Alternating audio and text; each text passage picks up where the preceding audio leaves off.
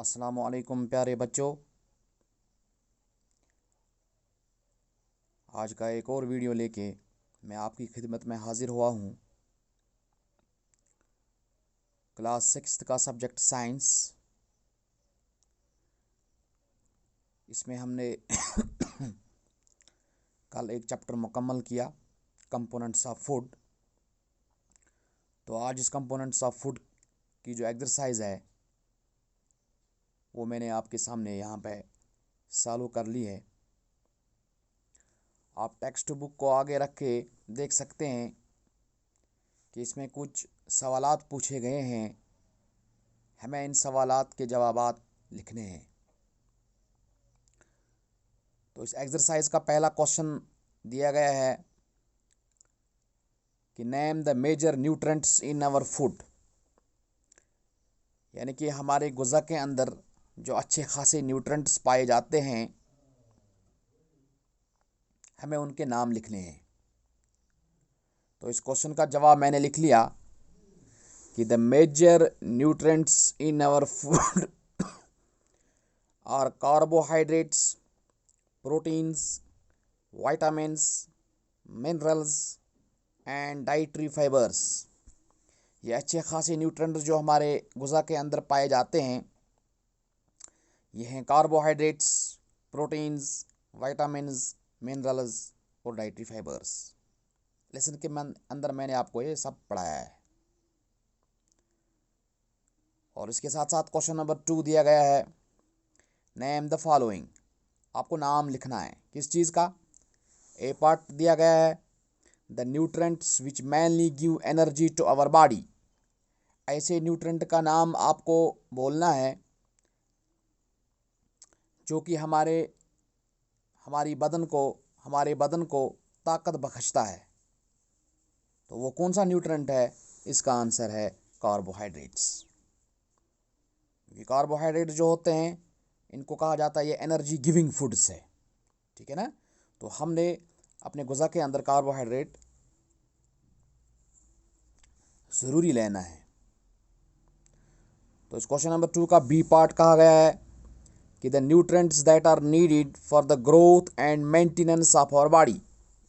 ऐसे न्यूट्रेंट्स के नाम लिख लो जो कि हमारे बदन को बढ़ाने में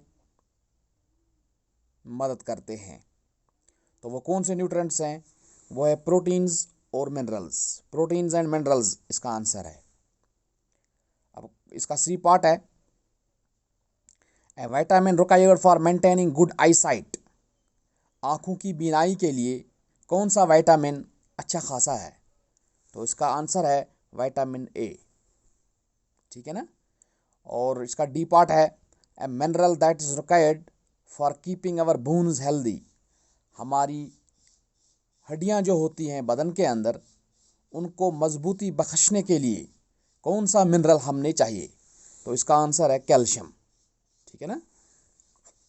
अब क्वेश्चन नंबर 3 जो है वो भी मैंने यहाँ सॉल्व करके रखा है। क्वेश्चन नंबर 3 में कहा गया है name the foods each rich in fats, starch, dietary fibre, protein. यानी कि ऐसे ग़िज़ाओं के नाम हमने लिखने हैं जिनमें फैट्स पाए जाते हैं, जिनमें स्टार्च पाया जाता है, प्रोटीन पाया जाता है। तो मैंने यहाँ पे नाम लिख लिए हैं कुछ ग़िज़ा के। फैट्स में मैंने लिखा है क्रीम एंड बटर, ठीक है ना, क्योंकि ये सारा कुछ मिल्क में मिलता है। स्टार्च, स्टार्च किस में पाया जाता है? चावल में और गंदम में, rice and wheat. Dietary fibre जो होता है ये रॉ वेजिटेबल्स में पाया जाता है। प्रोटीन जो है ये मिल्क और सोयाबीन में पाया जाता है। इसके बाद है क्वेश्चन नंबर 4। क्वेश्चन नंबर 4 कहता है कि इसमें हमने बताना है कि इन 4 स्टेटमेंट्स में से कौन सा स्टेटमेंट सही है, ठीक है ना। तो इन 4 स्टेटमेंट्स को जब हम अच्छी तरह से देख लेते हैं, सिर्फ 2 ही स्टेटमेंट्स सही है। एक है बी और दूसरा है सी, ठीक है ना। तो मैंने यहाँ पे लिखा है, आप अपनी टेक्स्ट बुक पे लिख सकते हैं। जो बी वाला स्टेटमेंट है ये बैलेंसड डाइट के बारे में कहा गया है। तो ये स्टेटमेंट सही है और सी वाला स्टेटमेंट सही है। बाकी ए और डी जो है ये दीज आर फॉल्स। अब क्वेश्चन नंबर 5 कहता है फिल इन द ब्लैंक्स। हमने खाली जगहों को भरना है। ए पार्ट इसमें कहता है कि dash is caused by deficiency of vitamin D. अगर विटामिन डी की कमी हमारे बदन के अंदर रह जाएगी, उसे कौन सी बीमारी लग सकती है? इसे रिकेट्स कहते हैं उस बीमारी को, ठीक है ना, रिकेट्स। ये डेफिशिएंसी है विटामिन डी की। उसके बाद है आपको deficiency of dash causes beriberi. Beriberi एक डिजीज़ है, ये किस की कमी से होता है? तो इसका आंसर है विटामिन B1, ठीक है ना। और उसके बाद है deficiency of vitamin C causes. Vitamin C की कमी से क्या होता है? स्कर्वी। स्कर्वी एक बीमारी है जो कि हमारे मसूड़ों और दांतों को लग जाती है। इसमें मसूड़ों का खून आना, ठीक है ना, इस स्कर्वी को कहते हैं। फिर डी पार्ट है night blindness is cause due to deficiency of dash in our food. Night blindness किस चीज़ से होता है? नाइट ब्लाइंडनेस जो है ये विटामिन ए की कमी की वजह से होता है। उसके बाद है deficiency of iodine leads to dash. अगर आयोडीन की कमी हमारे बदन के अंदर रह जाएगी, इससे क्या हो जाएगा? इसे एक बीमारी है, उसको कहते हैं गोइटर। क्या कहते हैं इसको? गोइटर। ये हमारा थायराइड ग्लैंड जो होता है हमारे इस थ्रॉट के पास, तो वो इनलार्ज होता है उसका साइज़। अब इसमें एक और क्वेश्चन था, वो मैंने लास्ट में लिख लिया कि what is the aim of mid day meal programme. Mid day meal programme का मकसद क्या था, या इसका मकसद क्या है? तो इसका आंसर मैंने लिखा है द एम ऑफ MDM, मैंने शॉर्ट में लिखा है। आप इसको, मैंने ये एब्रीवेटेड फॉर्म में लिखा है, आप इसको खोल के लिख सकते हैं। Mid day meal is to provide such a meal as will overcome the deficiencies in the diets of the children at their homes. यानी कि जो बच्चों को अपने घर के अंदर जो गुज़ा मिलता है, अगर उसमें से कोई कमी रह जाएगी किसी भी न्यूट्रेंट की, तो MDM प्रोग्राम की मदद से वो न्यूट्रेंट्स जो हैं उनकी भरपूर जो है वो उनकी मिकदार जो है खाने के अंदर वो बदस्तूर आ जाएगी और बच्चों को किसी भी न्यूट्रेंट की कमी महसूस नहीं होगी, ठीक है ना। तो ये है इस MDM प्रोग्राम का मेन एम। तो दिस वाज द एक्सरसाइज जो कि लेसन हमने पढ़ी थी, कंपोनेंट्स ऑफ फूड।